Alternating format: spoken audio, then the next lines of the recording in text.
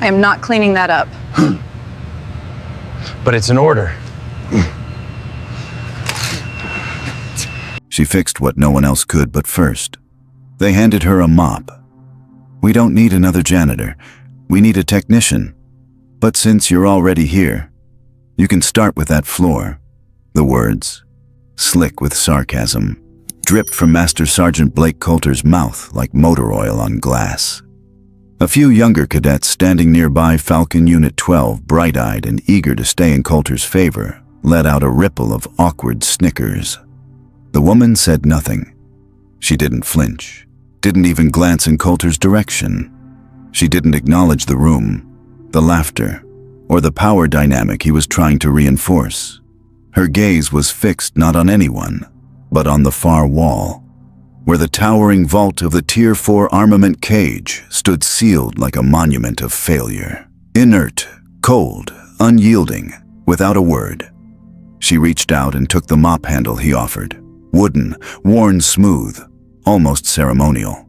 Her grip steady, her face blank. Her silence didn't resist the insult, it absorbed it. Like water vanishing into concrete, but across the cavernous hangar. Someone else noticed. Colonel Raiden Holt, the visiting commander overseeing the strategic deployment drill, paused mid-step. He watched the woman with narrowed eyes. Not because of what she said, but how she moved, how her fingers, bare of polish or ornament, curled around the mop handle with quiet deliberation. He studied her posture, not slouched, not defeated, but perfectly balanced. One foot slightly ahead of the other. Weight distributed like a dancer at parade rest.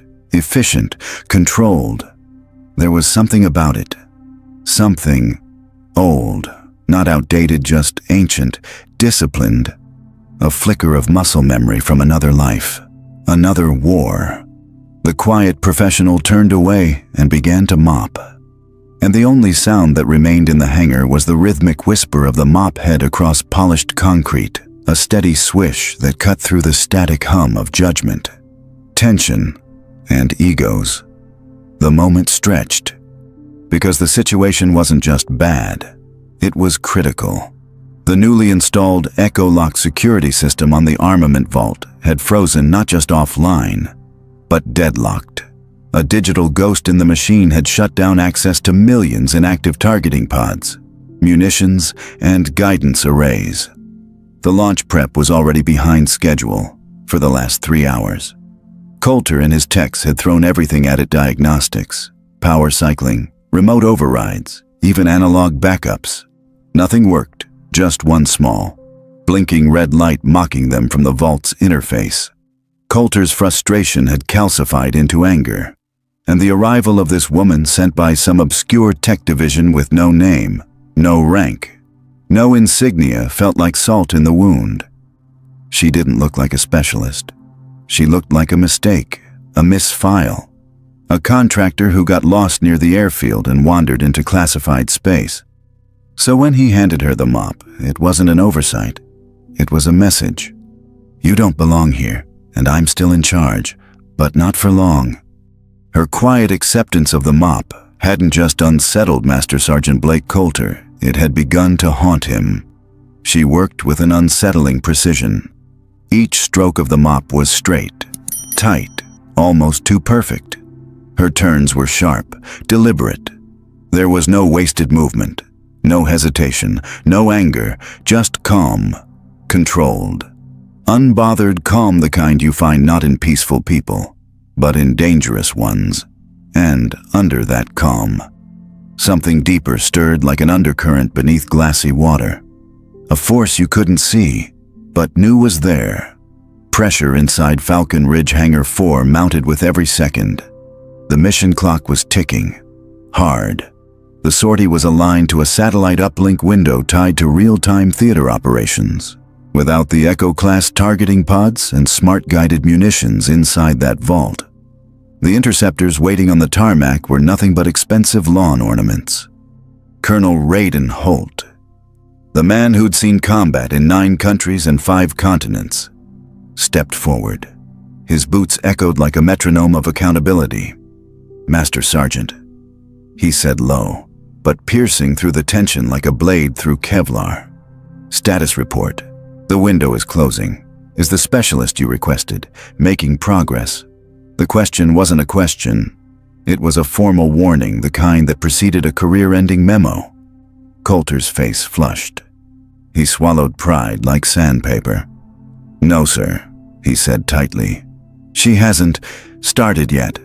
Then, louder, not a command, but something more desperate. "All right, specialist, you're up. Let's see what Command's infinite wisdom sent us." The woman stopped mopping. Not suddenly, just naturally, like a sequence had reached its final step. She turned, walked to the far wall, and leaned the mop against it with surgical care, aligning the handle perfectly vertical before stepping away. She carried no bag, no tablet, no kit, just herself and something no one in the room could quantify. The hangar dropped into silence. She approached the Tier 4 vault, its digital interface still frozen, still flashing that same defiant red. She didn't touch the keypad. She didn't even look at it. Instead, she stepped closer to the vault itself, her fingers drifting just above the steel frame, hovering near the seams where pressure-locked panels met hardened metal. And then she began to trace. Not gently, not tentatively. She ran her fingertips across the vault like a geologist reading tectonic plates, like a blind musician seeking resonance on an unfamiliar instrument. Every movement deliberate, every breath measured. Across the room, even the most seasoned officers felt it, that creeping intuition, that whisper in the bones that said, "This isn't normal. This isn't training. This is something else." It wasn't just her silence. Now it was the way she moved inside it. Like a code was already running, not on the vault, but in her. And no one, not even Coulter, was laughing anymore. Then she began. Not with commands or codes, but with rhythm. A series of precise taps from the heel of her hand, low on the frame, far from the keypad everyone else had failed to crack. Tap, tap, tap, tap. It sounded less like override and more like memory, like someone knocking not to gain access, but to be recognized. Her hand paused. She wasn't listening to the vault, she was listening inward. There had been a time when her name appeared on schematics instead of being redacted. Before Thar Valley, before silence became survival. This wasn't about the mission anymore. It was about being seen not by others, but by the machine she had once breathed life into. She moved with a precision born from exile. Everything about her, the stance, the breath, the tap came from something older than training. They had thought she was a janitor, a misfile, a mistake. Let them. Because while they scrambled with schematics and overrides, she was the one who had buried the language of this system in steel, and now she was speaking it again. Her palm slid across the vault's surface. Not searching, but remembering. She found the seam near the actuator, barely visible even up close, and pressed her index finger into it. Then, with calm finality, she struck a point on the frame, one not listed in any schematic, not recorded in any manual. A deep, resonant sound followed. Not mechanical, not digital, a release. The red indicator light blinked once, then went dark. The vault hissed softly, like it had finally remembered how to breathe. And then it began to open, slowly, steadily, with a kind of reverence.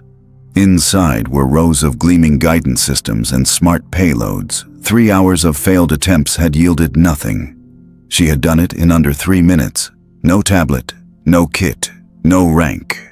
Coulter stood frozen, the smart remark dying unspoken. His mouth hung open, not in confusion, in fear. He looked at her, then the door, then back again, trying to process something that didn't fit into his world of checklists and control panels. "There's no manual override," he muttered. "There's no physical access point." He stepped forward, running his hands along the frame, searching for logic where there was only design. There was nothing to find, Just steel. And her. She hadn't overridden the vault. She had reminded it who built it, and whatever authority Coulter believed he had in that hangar. Colonel Raiden Holt stepped past the frozen ranks of airmen and the hollow-eyed figure of Master Sergeant Coulter. His boots silent on the concrete. His gaze never left her, not the vault, not the tech, not the payloads now unlocked behind her. He stopped in front of her, and for a long moment, all he did was look, not at her uniform, not at her rank, but at her. Falcon Ridge. He said quietly, then added, almost to himself, I haven't seen the Echo-Lock protocol used in 20 years. Not since the Thar Valley siege. The hangar held its breath. He turned to his aide, a young captain holding a slate. Authorization code Sierra Tango 97. Puller record. The captain's fingers danced across the screen, and then paused. His voice dropped. Almost reverent. Sir, the file's nearly empty. Most of it's classified. Clearance Tier 7 Eclipse. Name Dr. Ilara Vance. No listed unit. Just one call sign, Black Viper 1. He swallowed. Then read the only line under Field Competencies Lead Design Architect Echo-Lock. Field Integrated Override Specialist. Prototype Author. The air seemed to tighten. The room didn't just go silent, it shrunk. Every man and woman in that hangar who had seen her mop the floor, who had watched her hands trace the steel like a whisper, now saw her for who she was. Not a technician, not a custodian, but the ghost who built the very vault that defied them, and the ghost that had just spoken to it. Coulter's eyes dropped, his jaw clenched, his posture stiff. He wasn't just humiliated, he was recalibrated. Like his world had shifted 10 degrees off axis, and no one warned him gravity was about to change. She hadn't bypassed Echo-Lock. She had accessed its original failover, a design hidden in the steel. Never documented, never taught. A back door known only to its maker. And she was that maker. Colonel Holt, a man who had spent 3 decades commanding warfighters and engineers across 5 continents, slowly straightened his posture. He brought his boots together. Hands at his sides, chin raised, not in command but in respect, not with a salute, but with stillness. Dr. Vance, he said, voice low but resonating, on behalf of the 91st Tactical Interceptor Wing, thank you. You saved this mission. He turned then, his gaze sweeping across the hangar, until it landed cold and hard on Coulter. The temperature dropped. Master Sergeant, Holt said, voice now tempered steel. Assumptions are the enemy of readiness. He let that hang, then added, true competence doesn't always wear a uniform.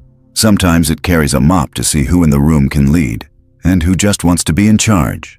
Nobody laughed, nobody spoke, but from that moment forward, everything felt different. The incident didn't spread like gossip. It moved like weather, a shift in pressure that no one could ignore. They didn't call it a system failure. They called it the Vance Directive. It wasn't written down. It passed from hand to hand in tool bays, in briefing rooms, in the quiet between assignments, the kind of story that moves like pressure, not noise. A woman with no insignia had opened what no one else could not with rank. Not with force, but with something older than protocol, a memory of how the system had been born. Her hands had once built it.